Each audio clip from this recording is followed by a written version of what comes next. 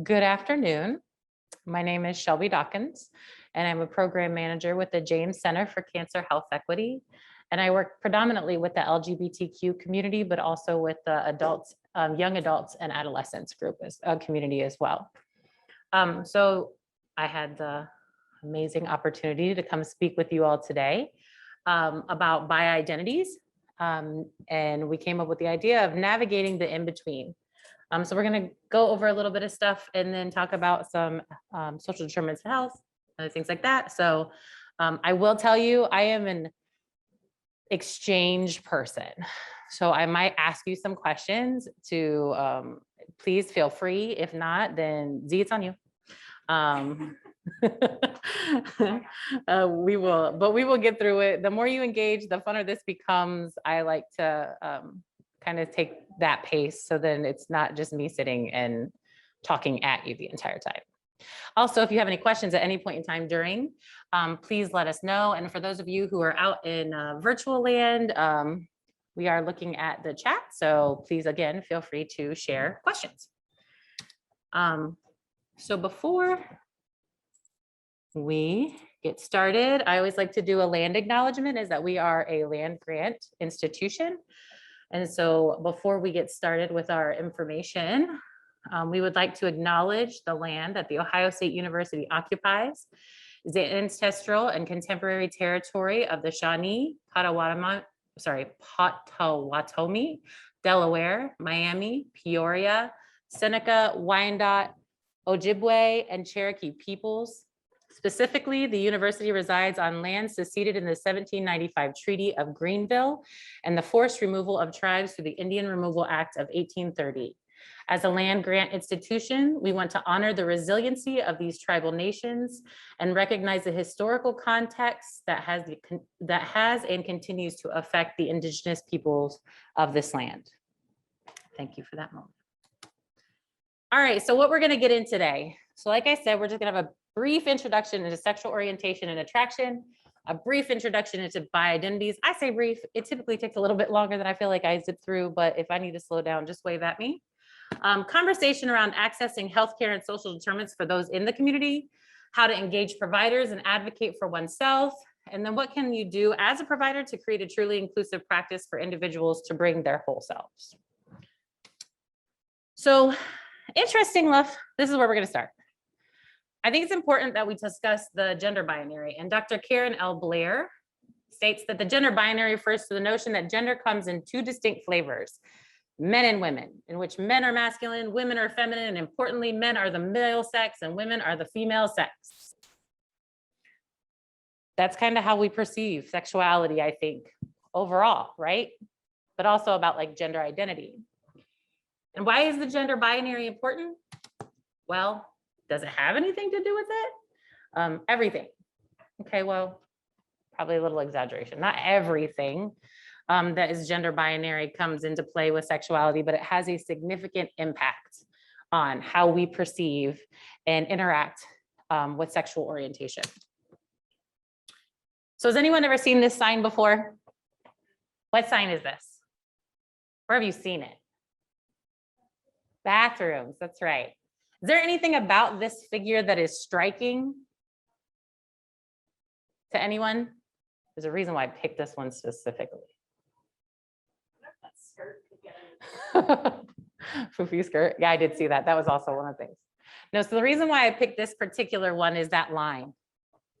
Does anyone have any ideas why we might potentially use a line in these types of pop art or figures? No? Okay, so my thought was, it kind of shares an idea of distinction, right? Male, female. We have two separate spaces. There is a line. Can we cross the line?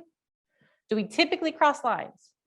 In our spaces in the world today, in this country, I'm not going to talk outside of this country, but in this country, do we typically cross over lines, bold lines? Not usually. It's usually a space that keeps us, right? We functionally walk on the line, inside lines, rarely ever in between the lines. So today, I want to spend some time talking about what happens if we separate the people and we give them their allotted 6 feet that we have all been dealing with for the last 18 months or so and keep them in their allotted COVID spaces. Where does the line go? How big a line would we need now to fill the space? We need a huge line, right? Well, what if we got rid of the line and stretched it? Instead of stretching it and considering it a line, we considered it a spectrum. And what we did instead of making it a very finite space for male or masculine, female and feminine, we kind of stretch them out and kind of see where there's the hazy purple space in the center. And those are the spaces where we start to let that male and female kind of collide, intermingle, disperse, disappear. So this is kind of the idea. So I utilize this today to kind of give us the introduction to an idea of sexuality as a spectrum. Okay, so this is the kind of the idea I'm going to share with you today. That being said, I'm now going to attribute the sexuality scale to our gender spectrum.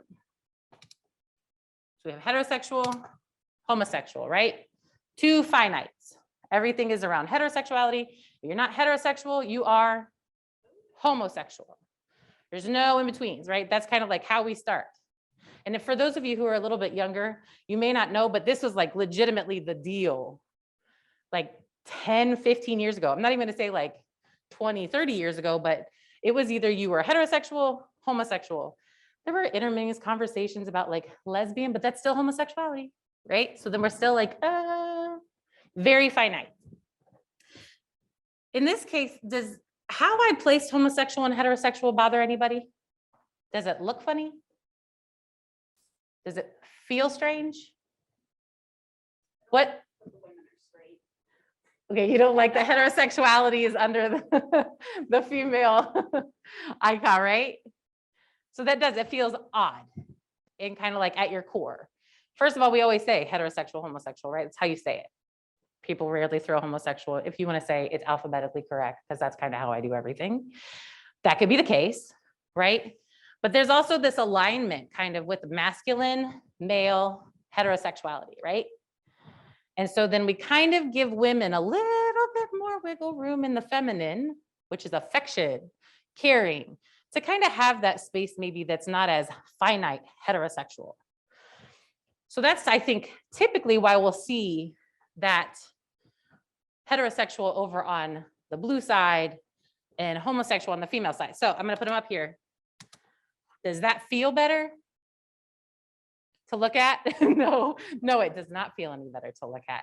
Okay, so what I'm kind of bringing into the consideration is when we look at these words with these spaces, we are creating a cognitive dissonance within ourselves.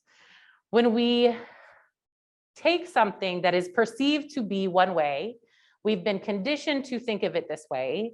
So you consider like that again, male, masculine, heterosexual is kind of how we perceive our world, right? And your female and your feminine, that's again, really how we perceive our world.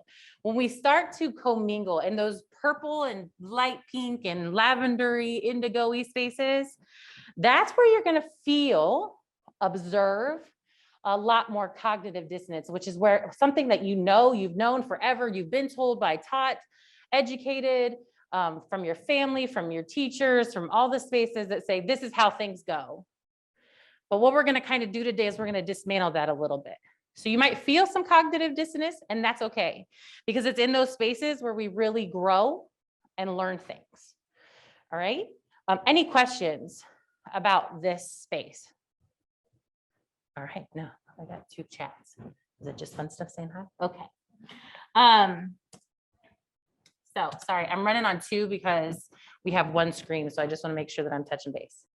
So does anybody recognize either of these tools? Yes, I got 2 people. Okay. So our first tool, oh, I'm on screen, right? So the first tool, so this is the Kinsey Scale. I'm in front of the screen. So this is kind of like a very basic, kind of a starting conversation, if you will, of those in-between spaces. Alfred Charles Kinsey was a biologist, entomologist, zoologist, and sexologist. And he came from the Indiana University. I don't think they call it the Indiana University, right? But Indiana University, that they have a functional Kinsey Institute that they do study of sexuality. And it's an ongoing, growing, but this is kind of like the base space in a very pretty color. And the idea with the Kinsey scale is that you have, again, your heterosexuality and your homosexuality. And then you can kind of walk in between. But what's problematic about the Kinsey scale is we don't consider anything in between still not to be some form or fashion of heterosexuality and homosexuality. So while it exists and we know, well, you could do the test and you can kind of maybe come in mostly heterosexual, but then slightly homosexual, which maybe you have some attraction to someone of the same sex, whether it's like they're super intelligent and they really make you laugh and there's just that warm feeling, or a physical attraction. So I'm like, those types of things make a difference, but this is all on the scale of heterosexual and homosexuality. But this right here opens the door for us to start talking about bi identities as we know them today. The second one is the Klein sexuality grid. And Dr. Fritz Klein, was a psychiatrist, certified psychiatrist, who really was an activist for bisexual identities.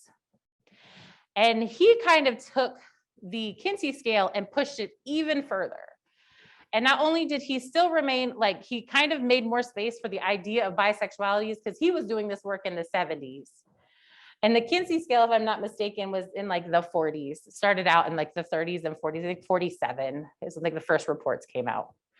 And so Klein kind of really is an activist for bisexuality, but then then developed this sexuality grid, which in all honesty, you can go on online, find the sexuality grid and take it as a test at bi.org, which I did. It told me that I am completely bisexual, which was super interesting because it actually looks at not only just who you're like attracted to, right? Because the Kinsey scale is kind of very like one line, like who are you physically attracted to, or who do you have sex with, right? Because those are two different questions, but we'll get into that. But the idea from here is like, right, who do we have sex with? Who are we attracted to? Because back then that wasn't a separation. The Klein sexuality grid really breaks down not only like sexual attraction, romantic attraction, perception, social attraction, fantasies. Like, and it considers everything not only from like now, but your past, your present, and your future. So there's like a whole array of questions that then it like dials it down and gives you like where you are on the scale.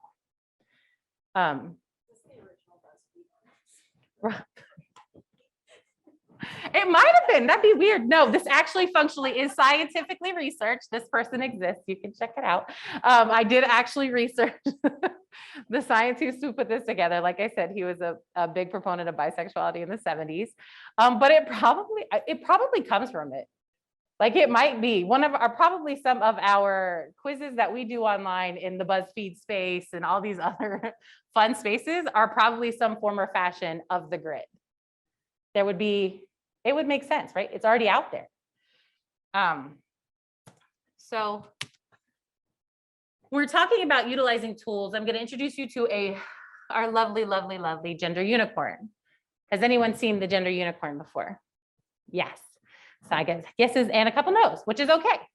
So the Gender Unicorn was developed by the Trans Student Educational Resource, which is a nonprofit organization that puts together education pieces and kind of like education pieces for individuals to be either advocates or allies, or also open safe spaces for students, right, who are in the LGBTQ community. And so the Gender Unicorn talks about not only like sexuality, but gender identity. But today we are going to strictly stick with who we are physically attracted to and emotionally attracted to, because this is where bi identities come into play. So this is where the idea of gender identity, right before, if you were trans or non-binary or gender fluid in any form, you were considered gay. There wasn't words for, and gender identity and sexuality were not separated. And there has been a lot of work over the last 5 to 7 years to make sure that separation has occurred. And it really is very strong and taking hold now. And I would say DEI spaces, but also like more educational spaces. But this is what the gender unicorn does. It breaks it down so that everyone can understand, right? So we're going to talk about our little hearts, our little orange heart and our little red heart. And what we're going to talk about is physical attraction and emotional attraction. I'm going to push forward and talk about it in a slightly different way, which is attraction, because there are several forms of attraction, and then romantic orientation, which kind of comes back into that. These are the people that I fall in love with, right? There is a whole idea that sexual and physical action, so sex, and emotional and romantic attraction are actually functionally separate. People can have sex with somebody without having any emotional romantic feelings. One night stands, right? Typically, we don't fall in love with a random one night stand. But that's kind of like the whole idea, is really how do we tease out all of these pieces and parts so that you can fully identify with the space that matches you, whether it be physical attraction and or romantic attraction, orientation. And then for some people, those do align. So that's also something to think about. Some people can do separate, some people are aligned. That we'll get into in a little bit. But there are many different types of attraction. And we're talking about intellectual attraction, emotional attraction, aesthetic attraction, sensual attraction, romantic attraction, sexual attraction. Did I already say that? I feel like, oh, so no, I said sensual. But then we get into like this romantic orientation idea. And this is more of like a pattern, right? So in general, where you start out, when you start to have feelings for people and we have our crushes when we're in like elementary, middle school, like late elementary. I have an 11-year-old who just went into 6th grade. She is anti anything. She's like, I don't get it. It's gross. Leave me alone. That's nasty. Don't talk to me about anybody, boy, girl, or otherwise. Does not care. So it's really interesting because I think I remember being like having my first crush in like the 6th grade, maybe. So my daughter is way in a different space, but so around in there, right? So those are those like romantic ideas, is that I'm gonna fall in love and it's gonna be great. And we're gonna be together forever. And I'm 12. So that's kind of, I think, like where the basis, and then all of our Disney movies and our Pixar movies that are espousing these ideas of love and how wonderful and great love and falling in love is. Forgetting that there's a lot more to that than just falling in love. Okay. So for individual patterns of romantic, we're talking about aromantic. Sorry, I'm going to pause for here. Please excuse the pause. So aromantic, so they included in a bi identity, except there's some questions about whether or not aromantic is actually a part of a bi identity. Aromantic is essentially that somebody who never feels romantic feelings for anyone, which I guess would be like the partner to asexuality. So I don't physically have a sexual attraction to anyone, no gender specific, nothing. I just don't. I don't feel that way. They do make space for that in bi identities, but in terms of like your spectrum, right, of the in between, aromantic would actually be like, I think, the opposite to everything, right? So heterosexuality, bisexuality, and homosexuality are on one side, and then asexuality and aromantic would have their own kind of space, but we want to regard it with just as high esteem. It's just as important that these people, that aromantic and asexual people be able to obtain inclusivity in spaces, and even in dating and stuff like that. So this is where all these types of attractions and conversations with your partners are important. But we move on. Gray romantic. So this again, that's why I put these back to back. Gray romantic is kind of the same idea. So gray romantic is someone who really doesn't have a romantic attraction, but does not feel like they are fully aromantic, right? So there's that kind of, it doesn't really happen, but I don't think it's not because bad. I just think I just haven't found the right person yet. So there's that gray romantic. Demi-romantic, this is kind of where those spaces align, right? So a demi-romantic person has to have a significant bond with an individual to then develop romantic feelings for them. Does that make sense? Yes, okay, great. Y'all, for a second, everyone kind of looked at me like, so I just had to check. All right, homoromantic is that you are romantically attracted to the person who is the same gender as you are. Biromantic is, I like both male and female gender, right? Heteroromantic is I like the gender that is opposite of mine, usually more specifically held in regards for men and women, people who identify themselves as men and women. You're going to hear me say that a lot, people who, individuals who identify themselves, because it's important that we understand that when someone identifies themselves, that's their identity, period. You don't get to question that based on what you knew about the person or what you know about the person.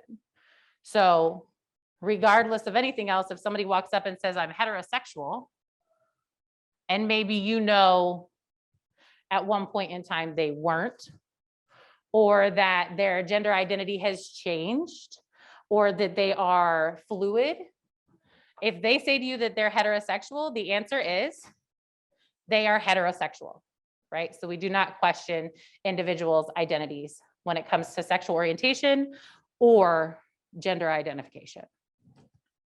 Panromantic is kind of like, I would say, biromantic's cousin, and that panromantic means not only do I like male and female individuals who identify as male and female, but I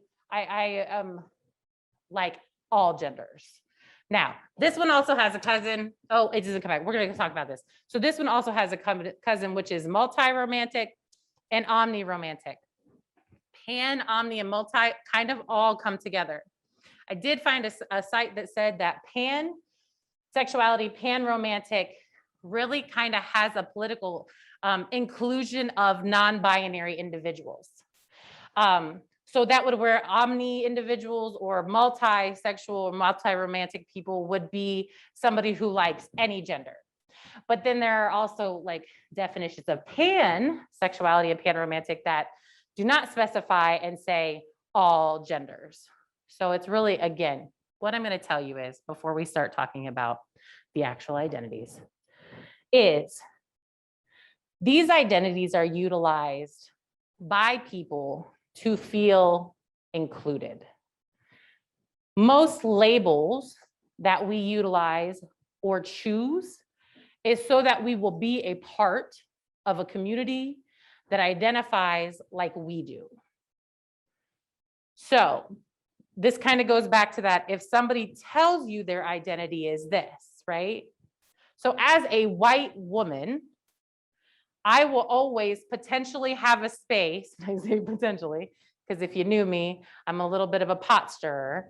But if as a white woman, I will always be able to enter a community that is white women, because that's my community, because that's my identity.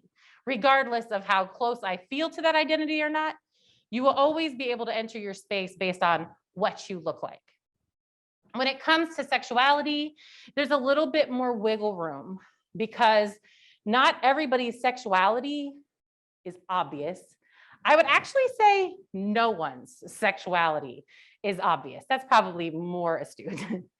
In that we perceive sexuality based on what I see.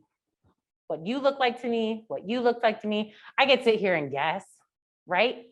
The issue is we don't need to. And that's kind of what we're talking about today, is that space so we can occupy all of that purple and indigo and fuchsia and all of those spaces where all of those colors commingle, which is why if you didn't see, I'll show you again before we finish, the bisexuality flag is pink and blue and a kind of a purpley color. Okay. So like that's kind of the idea. So the in-between, so the bi-identity terminology, which you're going to see all of this looks vaguely familiar because most of it is exactly what we talked about. The idea now and sexuality and your identity can it's fluid. Sexuality in general is fluid. So while I espouse to pansexuality, I also have, there's another offset where that I am physically attracted to masculinity in any form, whether it's people who identify as male, people who identify as female, or anybody in the middle. If they have the right amount of swag for me, that's all it takes, right? That's what I'm attracted to. I know y'all are like, really, you tell me too much information. That's okay though, I need you to understand where we're coming from. That being said, I run the spectrum. Because when I was in Psych 101 and they told me a Kinsey Scale existed, I was like, free for all. This means I don't have to like choose. I can just like meet people. And if we want to kick it, we can kick it in whatever form or fashion that looks like. That's easy. Like, this is great. The issue is that the world at large does not always see things that way. And so again, perception becomes our enemy in that. You have to be more verbal about your sexuality if you want people to know. And bi-identities are the hardest hit place for this conversation. Homosexuality, it's out there. The gays, the lesbians, I put a "the" in front of everything. I don't know why. But like that idea is they're very clear, right? We know they exist. LG, they start the whole shenanigans. That queer space, we're like, that's kind of reserved for the community. You can call yourself queer if you want to, but what does that really mean? But that space also can occupy these bi spaces, along with the questioning. You're gonna find a lot of people in bi identities who live in that questioning space. And the reason why they live in questioning spaces is because we don't allow them to just be in questioning spaces. That any man who walks in the door and says, I'm bisexual, the whole world's like, oh, no, men can't be bisexual. That's not a thing. That's for girls. This is problematic. We're going to talk about why it's problematic a little bit more. But just as we discussed earlier, bisexuality is the attraction, whether physical or romantically, to either individuals who identify as men or individuals who identify as women. Demisexuality is individuals who have to, it's kind of like the Disney, right? We should just call Demi Disney sexuality. You have to fall in love. You have to feel an emotional connection, a bond. You have to go through something. You have to learn from something. You have to do something with that person before you find an actual connection that then will allow you to enter in your brain to open up and say, oh, this person has these attributes that really I enjoy and I find very sexy. Oh, because of this, now I feel like I could functionally have sex with this person, right? So that's kind of the idea, is it's like a key that's in there, and there has to be this part of the key. This is the key. If you don't get in the key, if we don't have this bond, then this is useless. Can I share an example? Absolutely. So when I first encountered this word, I was teaching women's gender studies, and I never heard it was new.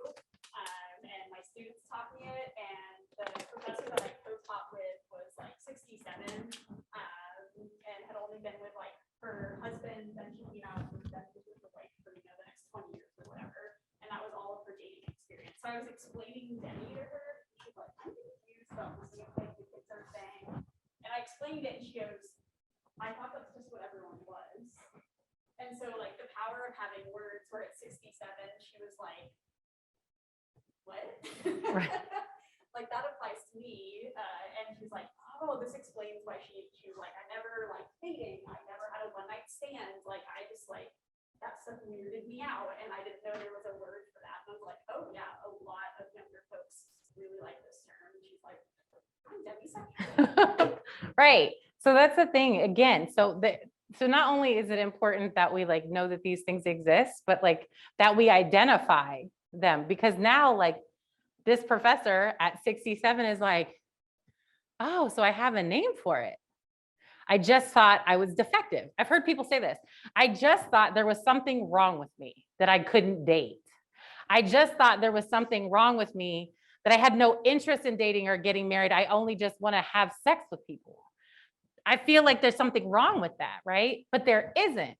It's just how your brain, how you perceive spaces, interact with all of those types of things. Any questions about the bi identities? And they all align with the romantical identifications that I just gave you. So everything means the same thing. It's just got sexual on the end of it instead of romantic. So then the question that becomes is, why is my sexuality important to my healthcare? Sorry, my computer with my notes just disappeared. Okay. So anyone tell me, well, let me read this because I thought this was a great quote. Sexual health is more than freedom from sexual disease or disorders. Sexual health is non-exploitive and respectful of self and others. I should highlight that. Non-exploitive. That's huge, huge. Sexual health is dependent upon an individual's well-being and sense of self-esteem. Sexual health requires trust, honesty, and communication. Does this feel like validating for anyone? Because we go through life questioning sexuality at large, right? Being told these are not things that we're supposed to think about, or being told we go through our whole young adult life or young child, our adolescence and our teen years, and be like, this is not something we talk about. We don't have conversations about sex. If we talk about it, they'll do it. P.S. They're doing it anyways, because all of my friends who didn't have conversations at home, unlike I did, were all very busy in high school. I was not, for other reasons other than that. But I think the point is that we are opening spaces by talking about these in-between spaces that allow us to stop exploiting our sexuality or other individuals' sexuality. And you're going to see this more as I start talking about more health equity and like research and stuff like that. Well, why this exploitation part is very important. So the health benefits of sex, right? If these are the lowering blood pressure, burning calories, increasing heart health, strengthening muscles, reducing your risk for heart disease, stroke, and hypertension, increasing libido, stronger immune system, better sleep, reduces risk of certain cancers. And because I was trying to be more gender inclusive, I didn't put on here for women, it helps fertility. For individuals who want to have babies or have the biological parts to have babies, this is important because it helps. Right? It's not a catch-all and it's not perfect, but it also helps. So this right here, this list is probably your primary reason of why you should be talking to your providers about your sexual health, right? Regardless of if you're an in-between or on one end of the spectrum. Talking to your providers about sexual health is super important. And this doesn't have to wait until we're so old that now they're trying to figure out why everyone's right. When we get into that space where you've been married for 13 years and you haven't had sex with your spouse for a very long time. Everyone's silent. I'm just kidding. But that's the point, right? So like the longer you're with people, relationships change. And then people are like, well, are you having? No, I'm not having sex. How's the last time you had sex with your spouse? And those conversations are usually regarded for senior people. But these are conversations that your provider should be having with you as young adults, right? Because you are in your prime, and sexual health is important because it can derail your physical health through other things. Any questions, comments on them? Benefits of sex? No? Great. All right, so then I found this is a research paper, and this like really stuck with me. So I work in health equity, and I work in social determinants of health, and I work with the LGBTQ community, and I spend a lot of time talking to practitioners at Ohio State about the importance of engaging our patients in conversations about their sexual health. And not only that, but then not utilizing the perception of what we expect someone to be or what we expect their sexuality to be based on their presentation to us, because we're missing individuals who are having sex with other individuals that we may not know about. So we are not doing correct preventative screenings, and we are not taking care of their health for prophylaxis. And that's not just physical prophylaxis, but also medicinal prophylaxis, right? So I'm like, these are important things. And so I am in a big push at the medical center to start incorporating these conversations across the entire organization, not just specialties that have to do with our biological parts that participate in sex. But I found that this was really interesting that it says sexual health is a state of well-being in relation to sexuality across the lifespan that involves physical, emotional, mental, social, and spiritual dimensions. Sexual health is an intrinsic element of human health. It is based on positive, equitable, and respectful approach to sexuality, relationships, and reproduction that is free of coercion, fear, discrimination, stigma, shame, and violence. It includes the ability to understand the benefits, risks, and responsibilities of sexual behavior, the prevention and care of disease and other adverse outcomes, and the possibility of fulfilling sexual relationships. Sexual health is impacted by socioeconomic and cultural contexts, including policies, practices, and services that support healthy outcomes for individuals, families, and their communities. Has anyone ever considered that our sexual health is a social determinant to how we not only have sex and reproduce, but how we engage in the community at large? Where we come from, how much money we had when we were younger, how much money we have now, what religion, what ethnic basis, what sexuality your parents were, what access to education, what access to food. All of these things, because without them, all too often, what do people result's not the word. What do people sometimes do to acquire the things they are without? That would tie into why coercion and exploitation is not a part of sexual health. Any thoughts? Nobody wants to say it. Prostitution. And then we make prostitution illegal. So that now, not only are you doing something that you probably have very little desire to do, in terms of if we're talking about prostitution to obtain these things, and not talking about people who functionally work in a sex trade that then benefits them, whether we're talking about strip clubs or social clubs. That's a whole different space. But that becomes where we take back power, and exploitation falls away. There's a difference. And so it's important, again, that we continue to have conversations about sexuality and sexual health so that individuals are educated on themselves, so then we're not exploiting other individuals to get what we need.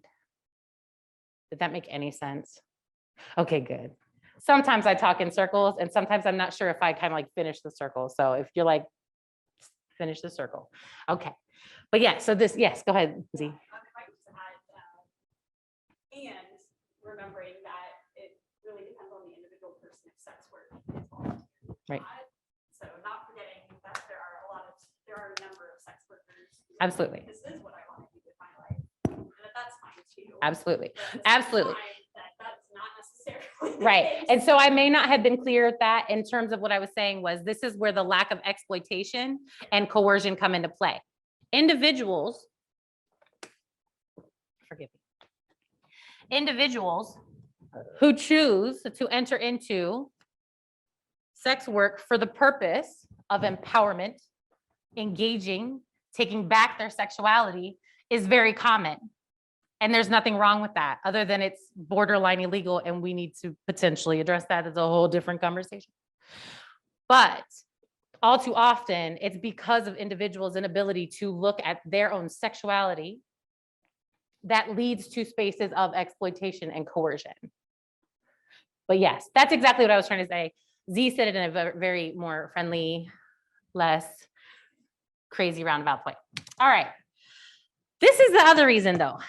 So 39% of bisexual men and 33% of bisexual. So I also, this says men and women. I always quantify that as individuals who identify themselves as men and women. So always keep that in mind. When you're looking at data, people are asked demographics. You don't know who's filling out those demographics. So individuals who identify themselves as men and women, right?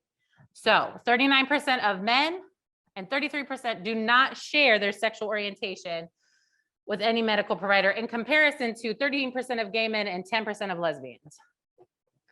Why this is interesting? Can anybody tell me why some of the reasons why maybe they don't? That maybe, like, it doesn't necessarily have to be a bad thing, right?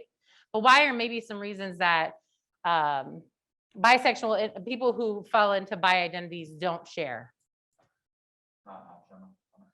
Not an option on a survey? Any other reasons? All too often people are like, well, I'm bisexual, but I'm in a heterosexual relationship. Or I'm bisexual, but I'm in a homosexual relationship.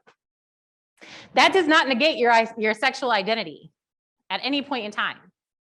If you are bisexual, typically what this means is that you could engage in sexual activity or romantic activities with a multitude of gender people. Why this is important? This is really funny. Sorry, how I said that was really funny, but that's not funny.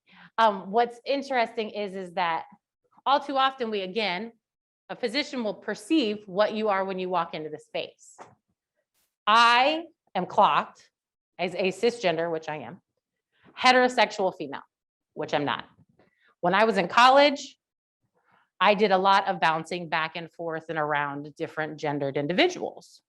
But never at any point in time in that conversation did anybody have any conversations with me about what prophylaxis should look like when I was having sex with women. They all just handed me condoms and said, behave yourself or whatever. This is the other alternative, right? But no one ever engaged. Well, what if I am? So then the other thing is are we not talking about education in spaces where people who are both engaging in both sexes at the same time, for individuals who may be being with somebody, sorry, I'm trying to be very educational about this and not like really street, but it might slip in.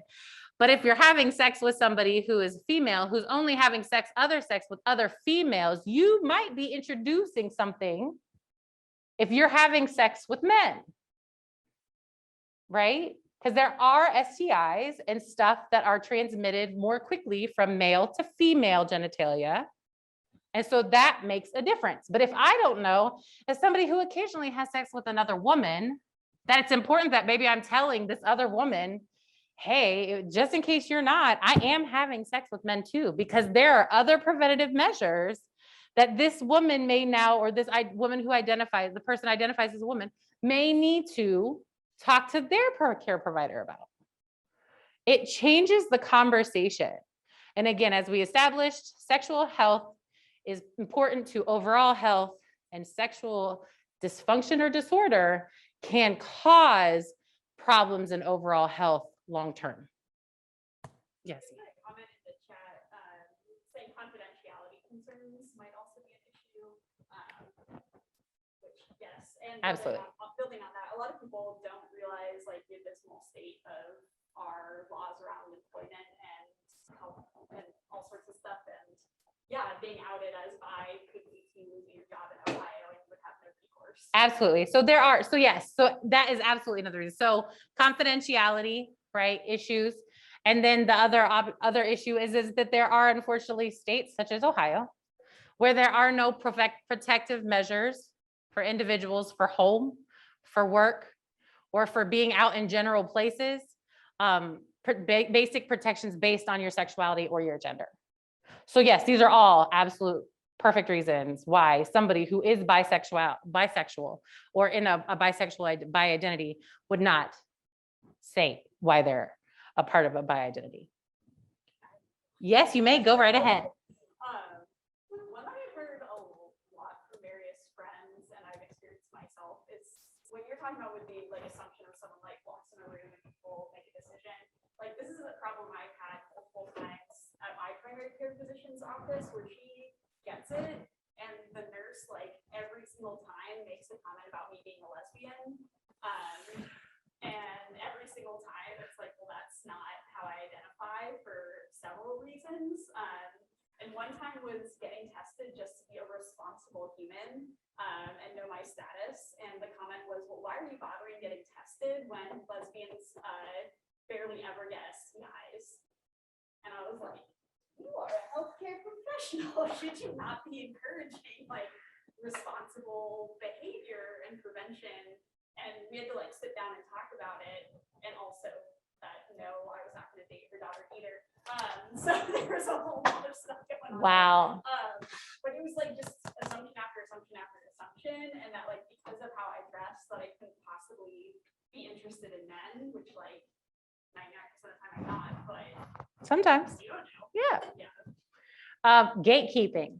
Cary Grant is Right. There's always a few, right? Absolutely. No, but gatekeeping is a real thing. Healthcare professionals, education professionals, law professionals who hold standards based on past standards, right? We can train, I could train the whole entire hospital on transgender care and patient care for LGBT people. And what I will tell you right now is I will still get a dozen complaints based on somebody either misgendering somebody or somebody who is going to, who does just what the nurse did to Z over and over again and sat through one of my trainings because there's gatekeeping. We don't want to change. I don't care about healthcare professionals. If you didn't know, PCAs, nurses and physicians, NPs, CNPs, DNPs, all of them. The first thing we do when we walk into a room, and pharmacists do this too, because I used to work in the ED as a PCA and I have pharmacists who are close to me. So this is also something you are functionally going to do as pharmacists. You walk into a space, what's the first thing you do to your person? Assess me. Give me a health assessment. I walk into my space, I see me laying in a bed, approximately 6 foot tall female, well over 250 pounds, white, potentially, depending on what color my hair is and how tan I am. Sometimes people have actually come up and thought that I was Hispanic. But it's an assessment, right? So you go in. So what do I need to check for? Do I check high blood pressure? Possibly, because she's obese. Do I need to check for, if we're here for like women's problems? Again, she's obese, right? Because I'm obese. So everything's because I'm obese. But this is how we enter the space. And those people do not want to know about my sexuality. I don't care who you're having sex with. You should, because it has a part to do with my general health. STIs affect large organs over time. HIV and AIDS is a life illness. Once you have it, now we can get it undetectable, right? Prophylaxis. We have PrEP, we have PEP, we can do all of these things. But if you do acquire HIV, it is yours forever. And that affects your overall health. As healthcare professionals, every time someone says to me, I don't care who you're sleeping with, I get irate. because it's important. And when your people tell you, people who are laying in that bed or sitting in that chair or whatever, tell you about their sexual health, you should have the wherewithal to know what the next steps are for that person. And this is also another part that we are imparting upon our students and our medical students, our pharmacology students, our pharmacists. Is it pharmacology? My wife yells at me all the time. She's like, Shelby, it's the College of Pharmacy. She works at Vet Med, so she's also a science person, but okay. Anyway, so that's kind of the idea, right? I do apologize. If we get on a tangent, I will go with it. I'm going to try to bring it back because we really could move on like 3 slides ahead, but I think it's important to note, and this is going to pull into a research space here in a second. We're going to start talking about research a little bit, is that 40% of LGBTQ individuals of color report being bisexual. That's almost half. That's almost half. And that's their people who are telling everybody that they're either bisexual or not bisexual, that are either gay, right? Lesbian, gay, or nobody tells, like, we don't fight. I don't fight people. People are like, what's your sexuality? You're married to a woman. Oh, I'm a lesbian. It's easier than just fighting the fight. Now, because I do the work I do, I'm like, well, I'm pansexual with this, and this. And I tell everybody because I feel like it's important that everybody has space to share all of their parts with me if they want to. But before it was just easier. I don't want to fight people. And the gay people are just as bad at gatekeeping their space, and their power as gay people, just like the heterosexual people are gatekeeping their space as heterosexual people. And then these people in the middle were like, okay, fine, we'll just pick a side because it's just easier, right? But this does have ramifications in the end. They're also stating that half the transgender individuals describe their sexual orientation as bisexual. You cannot assume a transgender individual's sexuality based on what transitions they have made. That doesn't tell you anything, because sexuality is not something readable. Gender isn't something readable. And all of this is important to maintain. What I also want to note is the young people today, your generation and the next generation, are coming out as bisexual and gender fluid at a rate that is astronomical and beautiful, all in the same sense. Because they don't espouse to it. They're like, screw your binary. I don't care. I'm going to wear what I want to wear when I want to wear it. I'm going to kiss who I want to kiss when I want to kiss them.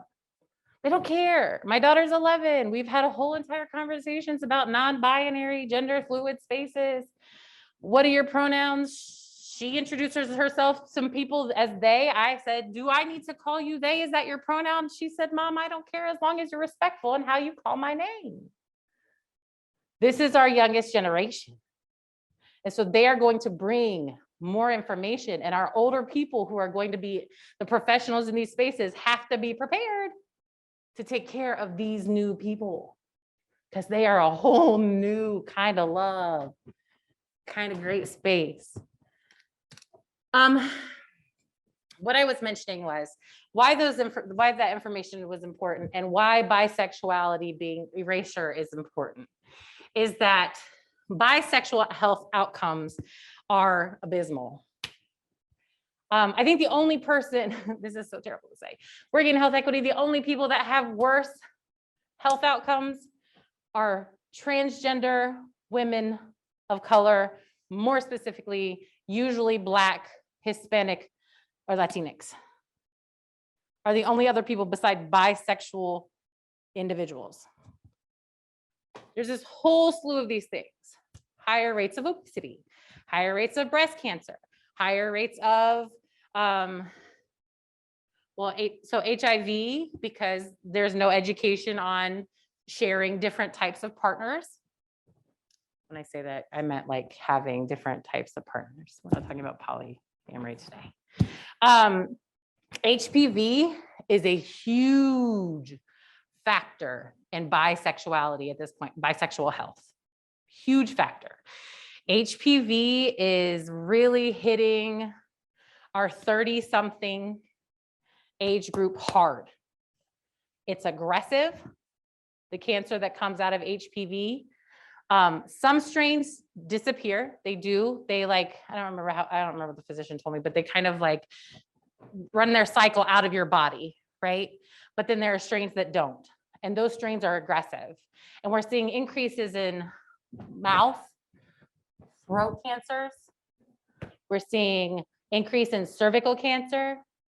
We're seeing increases in anal cancer, to the point where physicians and dentists and mouth cancer in both men and women alike. And let me tell you, as somebody who worked in radiation oncology, throat and mouth cancer are the head and neck.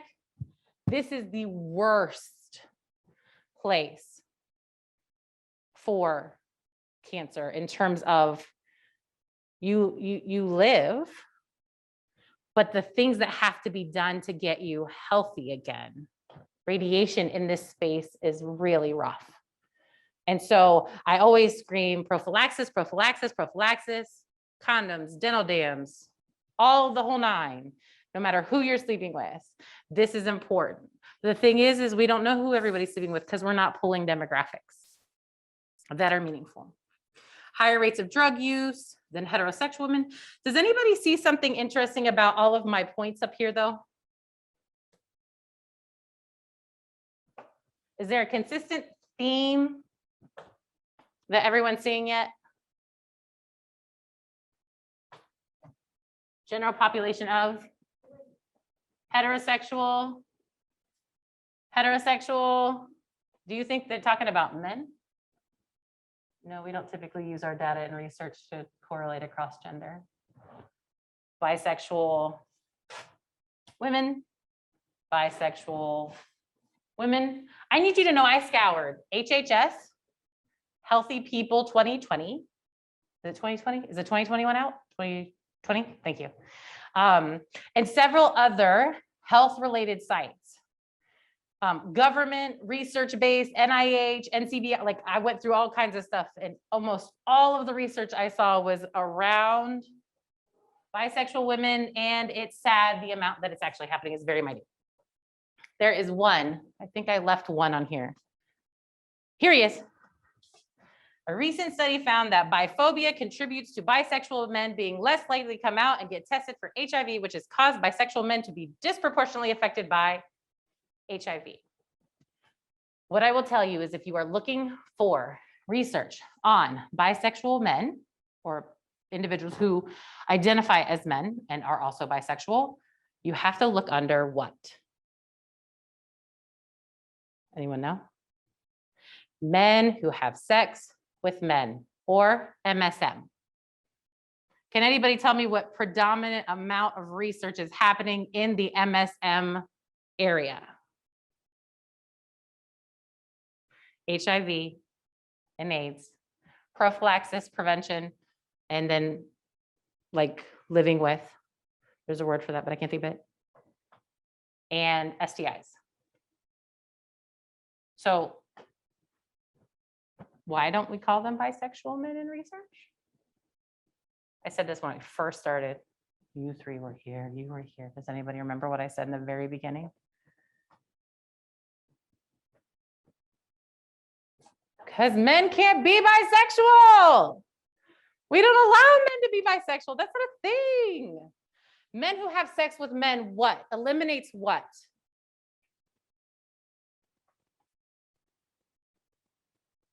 So you have bisexual women and men who have sex with men. Can anybody tell me what that eliminates? Bisexuality encompasses what? So we talked about attraction and orientation, right? Men who have sex with men. What does it take out of the whole entire equation? There's no identity based to it. We just have sex. Men just have sex. Men don't get attached to, attracted to other men unless they're homosexual. Right? That's not the case though. But because we're not telling anybody, and bi identity is not a thing that is available to individuals who identify as men, We have two vastly, so if I was a person who really wanted to do bisexual male research and I was scouring everything and there is zero data out there, do you think most people think to go look up research for men who have sex with men? No, me, it was an epiphany I had today. And I was like, that's them, that's where they are. And almost all of it is around STIs and HIV and AIDS. Not how do we educate them about anything other than STI and HIV and AIDS. So all of this to say, any thoughts on the research space? That was really like a big hello for me today, I think. Like when I was doing all this and I was putting the final touches on my presentations, I always like to go back through and see, am I missing something? Do I feel like I need to add something? And I was like, I really don't touch base on research, and as future pharmacists or pharmacologists or whatever the words are, I'm sorry, I should have researched that. Is that my brain just went, oh, there it goes. I have no idea what I was gonna say.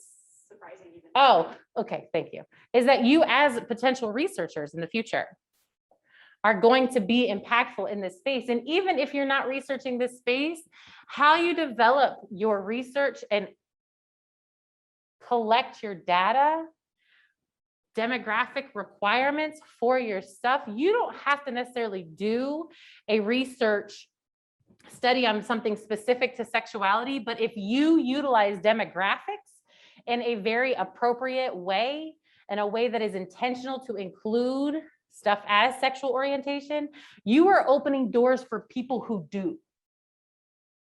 So as future researchers and scientists, I implore you to really think about how you develop your studies and what studies and who you team up with. Find those people who are going to make your study well-rounded enough that other individuals in the sciences can utilize your data in a meaningful way. And then that is how we'll reach that health equity space.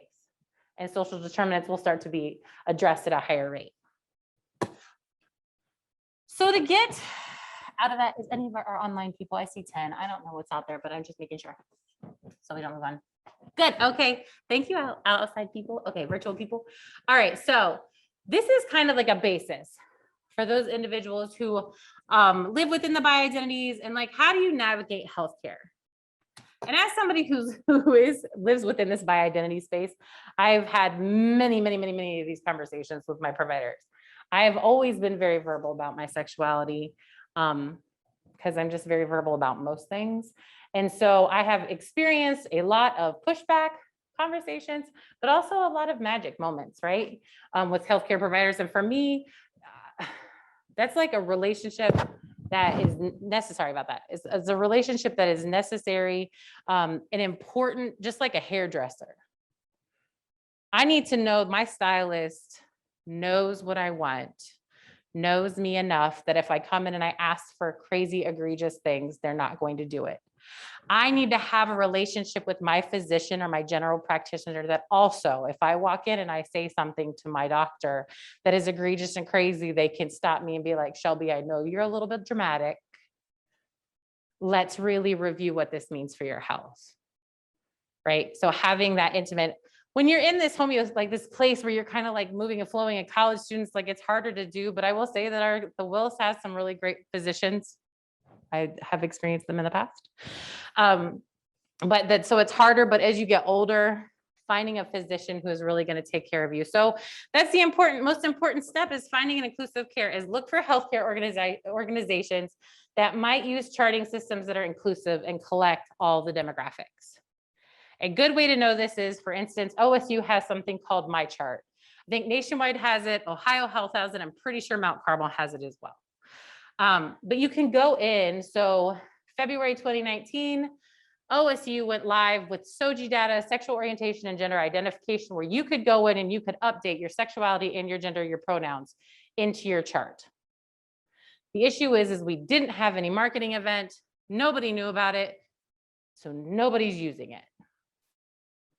But this is where, in order for us at the CCHE to start doing more meaningful research around sexual orientation, we need this demographic filled out.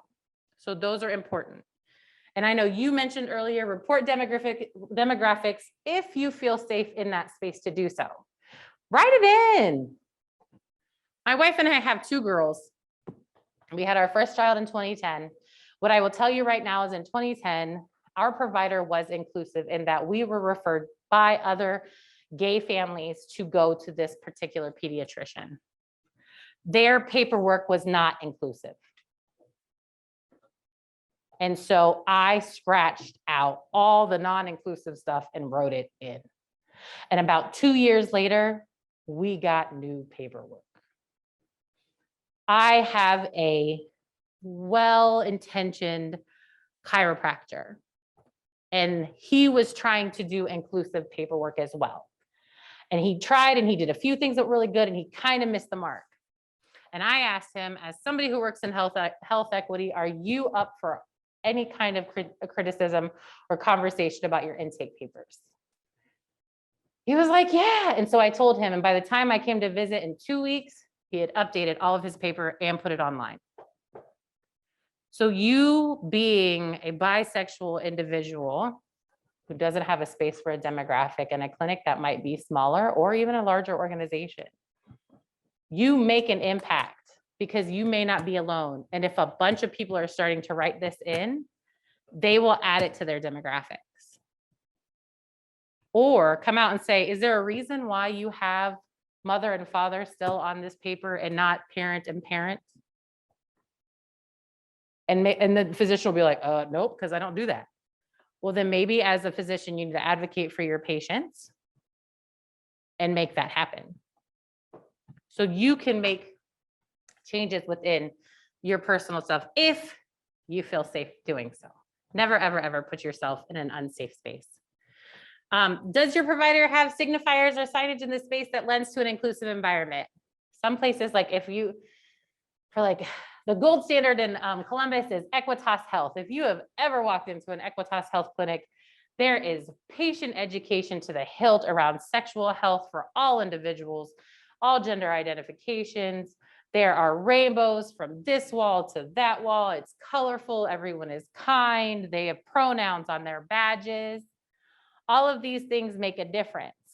If you are someone who lives in this in-between and you walk into a space and you only see very heterosexual cisgender things in the space and there is no equitable information around patient education or anything like that, that's when you're going to be like, is this the space for me? And maybe you have a great provider who is doing things differently than their actual practice.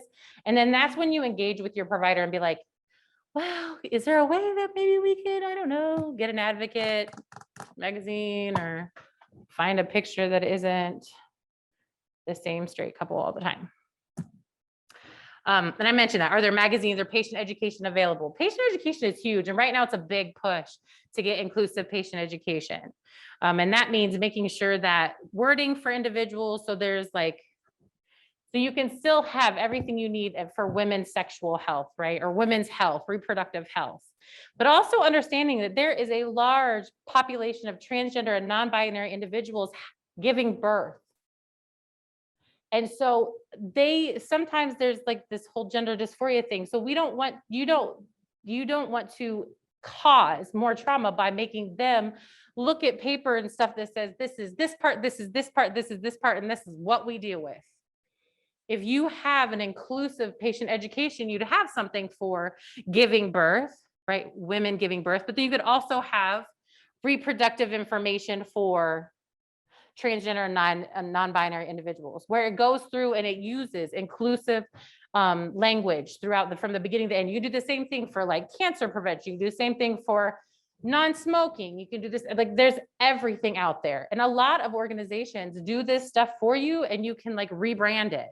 That's the whole point. They have resource libraries. You just rebrand the information, stick it on your wall, put your clinic here, right? So those are the types of things that are helpful. Do not let a provider make you feel less than for information they don't know. I think this kind of goes back to Z's story about a nurse who continually mislabels them as a lesbian. At some point in time, you have to put your foot down and be like, while I understand that you may not fully understand how sexuality works, I need you to understand, for the lack of trauma and me coming to your office every time I come here and we go through this, that you need to get this straight. And you don't have to be kind about it.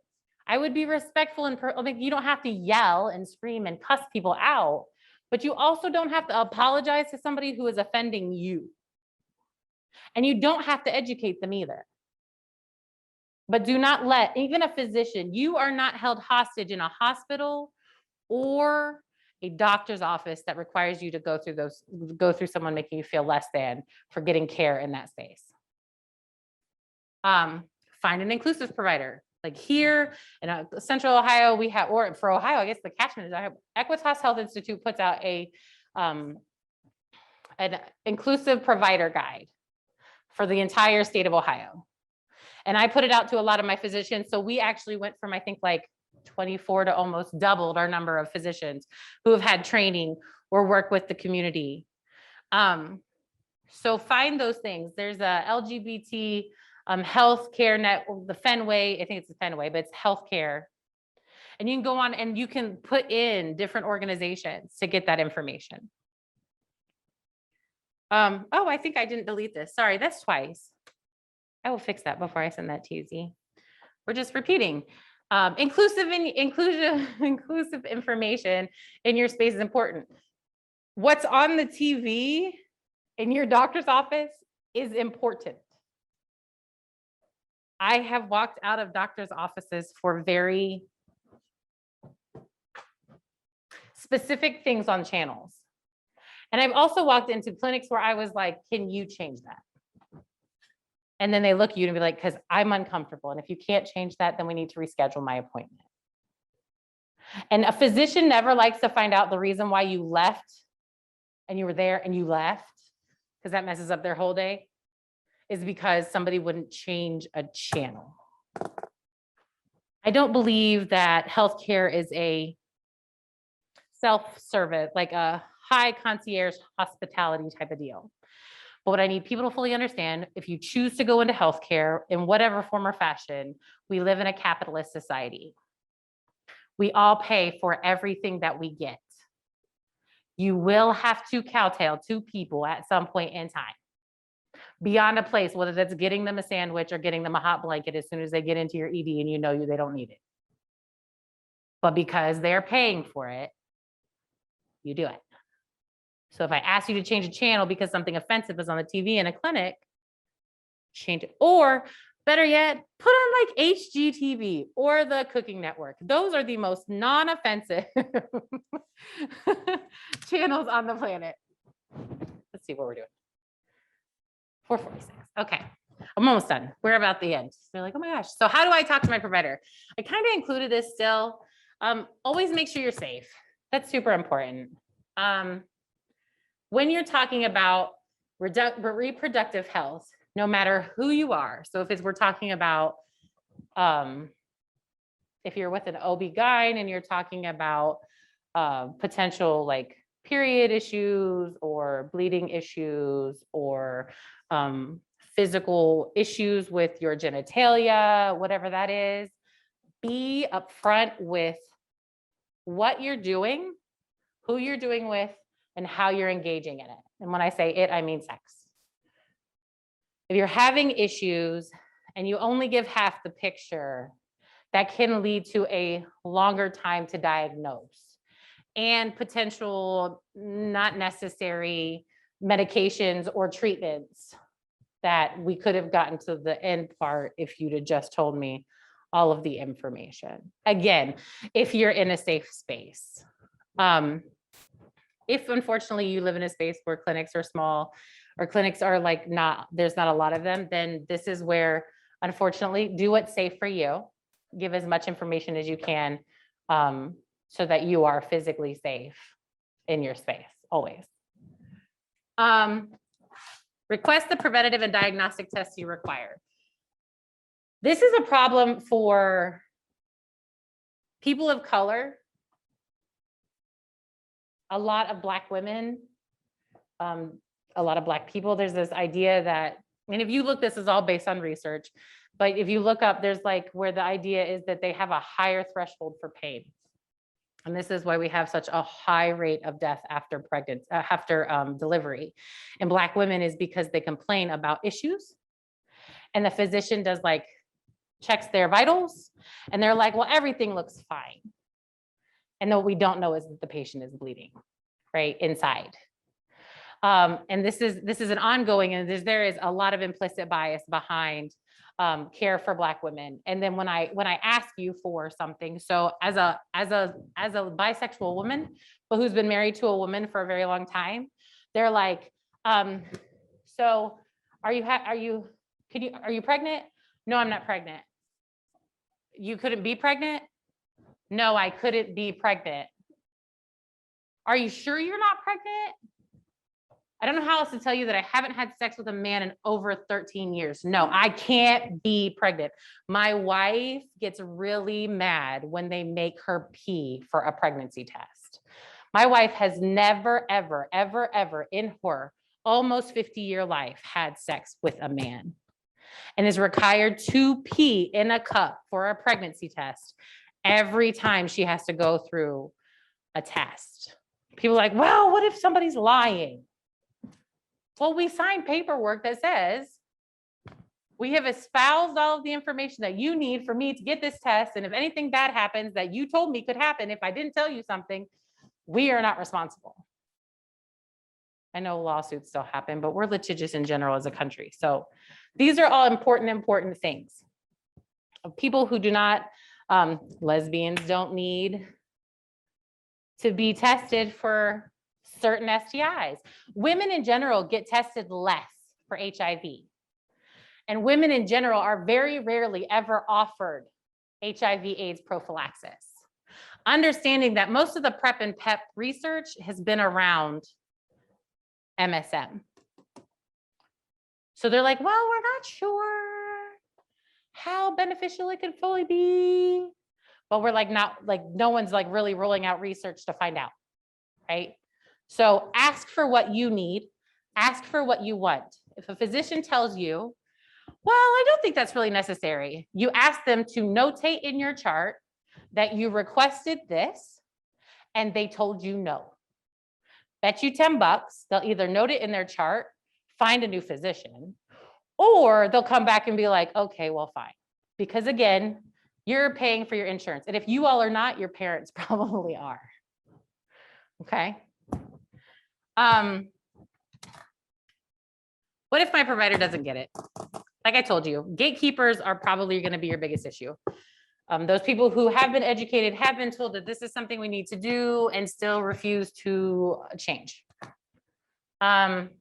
Really, the only thing you can do that is the best for you would be find a new provider. If you're in a space where you can't, you maintain until you can. There are different organizations who are doing telehealth now. If you have access to a lab, maybe finding an organization that's larger that you can do a telehealth with, and then also do that.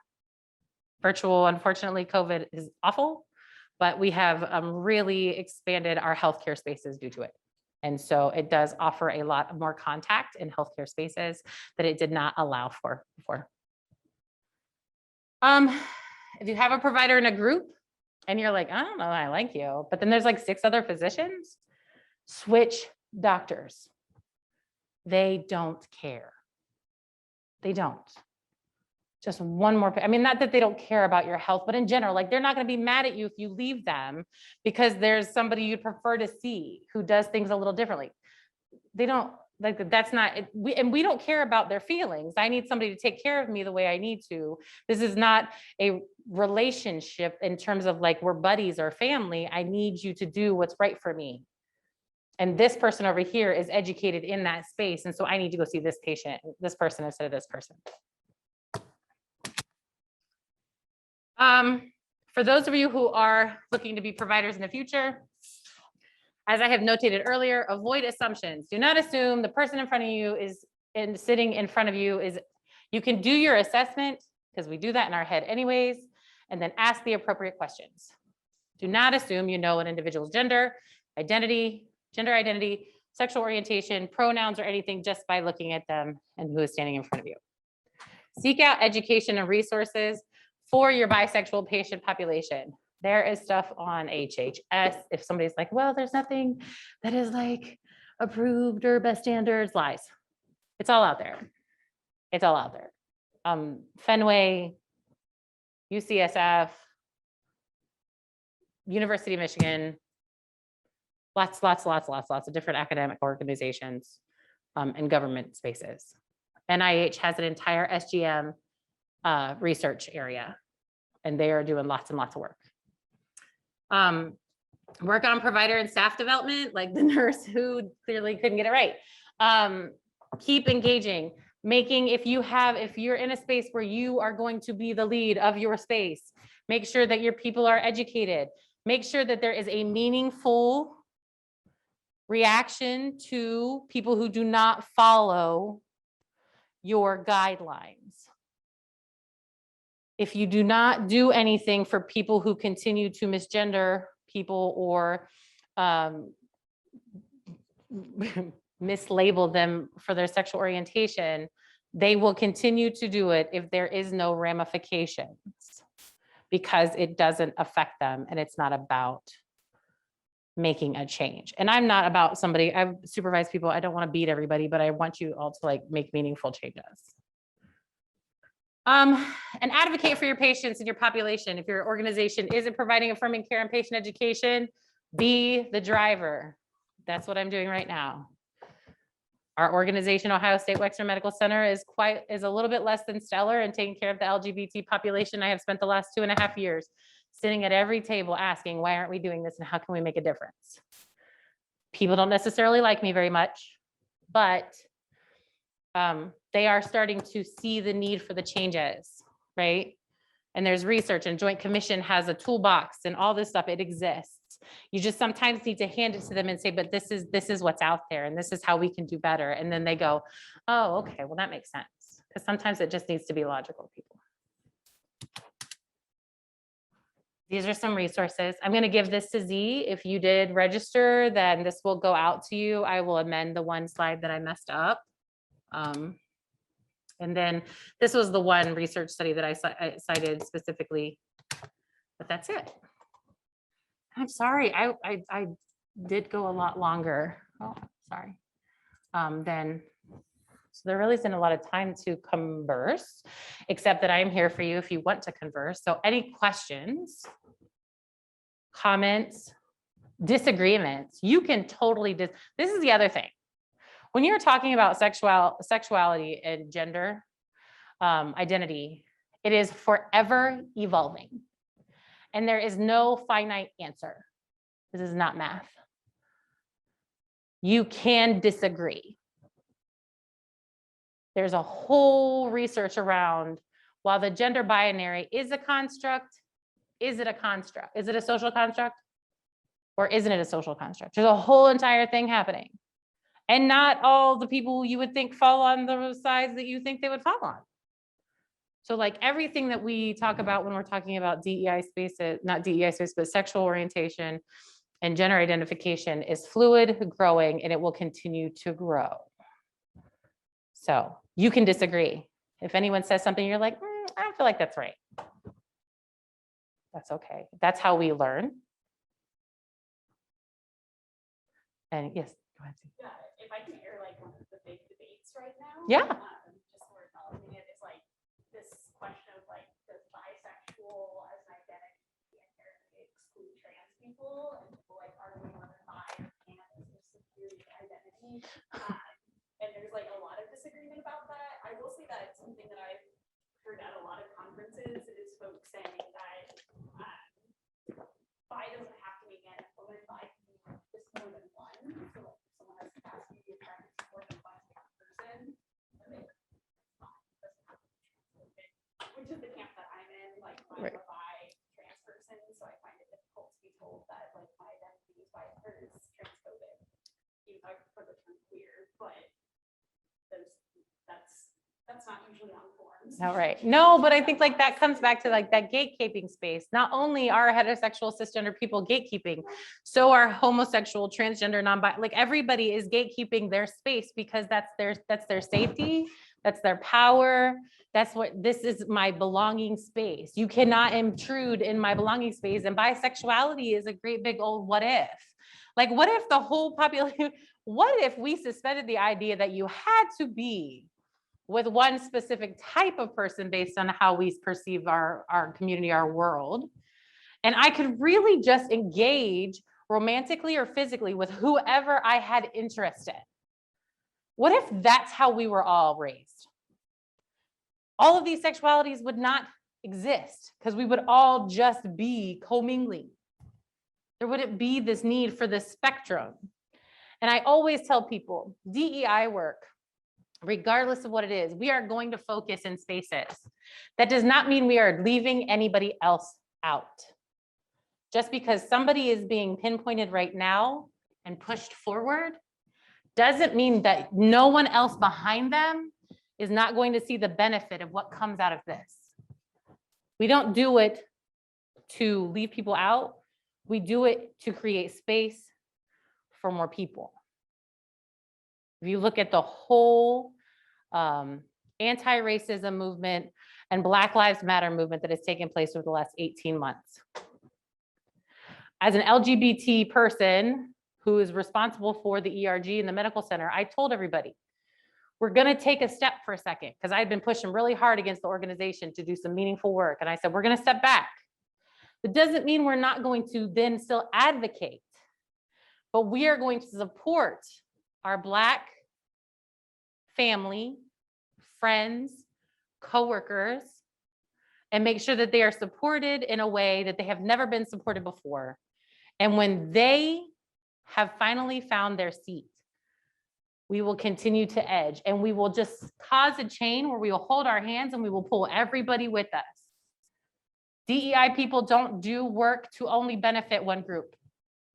We don't do, that's not how we function. We function in this, that if I can make a change with this one particular group, then there is hope. And the organizational change and policy will bring the other people along. And we will make space. And then there will be a whole room full of chairs for people to be at the table in the conversation. Well, it is just past 5, I think. 5:01. It has been a pleasure talking with all of you. I hope you got something out of my rants and ravings. I enjoy talking and teaching. Please reach out. Z has my information. I will share the slides with you. I just ask if you utilize them to give, make sure you're utilizing all of the, I mean, you're all students, you all know. Be respectful on how you use them. Don't not give anybody their kudos for their research. But otherwise, it's been a pleasure. And there are snacks. And then those of you who are virtual, thank you for coming. And there are no snacks. Thank you.